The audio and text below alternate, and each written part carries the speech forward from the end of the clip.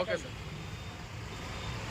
ఈరోజు మనకి ఎంతో శుభదినం. ఎందుకంటే మనం మన యొక్క జాతీయ నాయకుడు జ్యోతిరావు ఫులే యొక్క జయంతిని బీసీలందరూ కూడా కలిసి నిర్వహించుకోవడం అనేది ఎంతో శుభ సందర్భంగా భావిస్తున్నాను.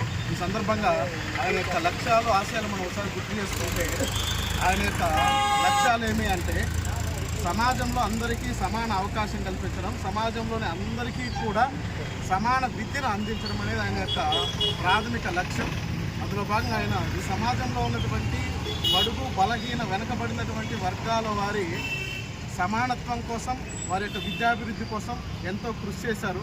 ఇలాంటి మహనీయుడు మనందరికీ కూడా ఆదర్శప్రాయుడు కాబట్టి ఆయన యొక్క జయంతి వర్ధంతిని మాత్రమే కాకుండా ఆయన యొక్క లక్ష్యాలు ఆశయాల కోసం కూడా మనము సర్వదా కృషి చేయాలని, అందుకోసం ఏదైనా అవసరమైతే దానికి బీసీలు ముందుకొచ్చి చేయాలని నేను ఆశిస్తున్నాను. Okay, thank you. అందరికీ నమస్కారం. ఈరోజు మహాత్మా జ్యోతిరావు ఫులే గారి 199వ జయంతి సందర్భంగా మన పలమనేరు పట్టణంలో వారి జయంతి కార్యక్రమాన్ని ఘనంగా నిర్వహించుకోవడం జరుగుతూ ఉంది. మన భారతదేశంలో మహాత్మా గాంధీ గారి కంటే ముందుగా మహాత్మా అనే బిరుదు పొందిన వ్యక్తి ఎవరైనా ఉన్నారు అంటే అది కేవలం ఒక జ్యోతిరావు ఫులే గారు మాత్రమే. వారి దగ్గర నుంచి ఇన్స్పిరేషన్ పొందే మహాత్మా గాంధీ గారు కూడా స్వాతంత్ర పోరాటంలో పాల్గొనడం జరిగింది. వారికి కూడా మహాత్మాను బిరుదు ఇవ్వడం జరిగింది. అదేవిధంగా మన మహాత్మా జ్యోతిరావు ఫులే గారు వారు మాత్రమే కాకుండా వారి ధర్మపత్ని గారు అయినటువంటి సావిత్రిబాయి ఫులే కూడా వారి దంపతులు ఇద్దరూ కలిసి బీసీల కోసం, వెనుకబడిన వర్గాల కోసము వారి జీవితం మొత్తం త్యాగం చేయడం జరిగింది. వారు తమ జీవితాన్ని బీసీల అభ్యున్నతికి మరియు వారు ఉన్నత విద్యను ఆర్జించడం. ఎందుకంటే ఆ కాలంలో, ప్రస్తుత కాలంలో అయితే మనకు చదువుకోవడానికి అనేక మార్గాలు ఉన్నాయి, అవకాశాలు ఉన్నాయి.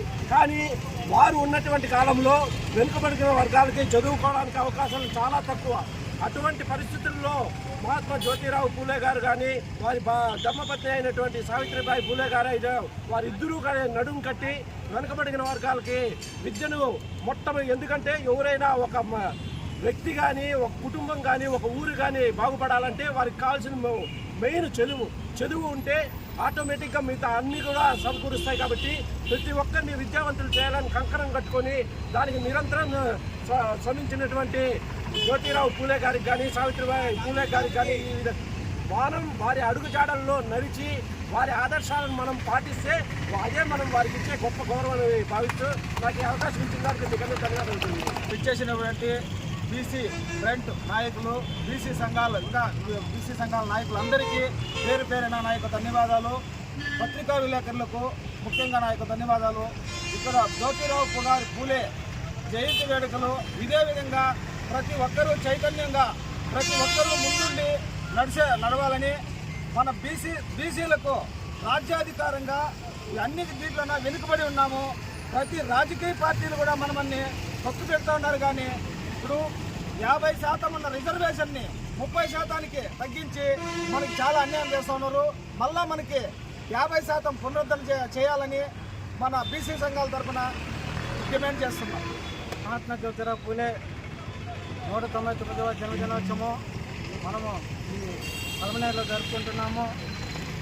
ఆనాడు మహాత్మా జ్యోతిరావు ఫులే గారు బడుగు బలహీన వర్గాలకే ముందుండే ఎంత సేవలు అందించిన గొప్ప నాయకుడు కాబట్టి ఆయన్ని ఎల్లకాలము మనము స్మరించుకోవాలని కోరుతున్నాం.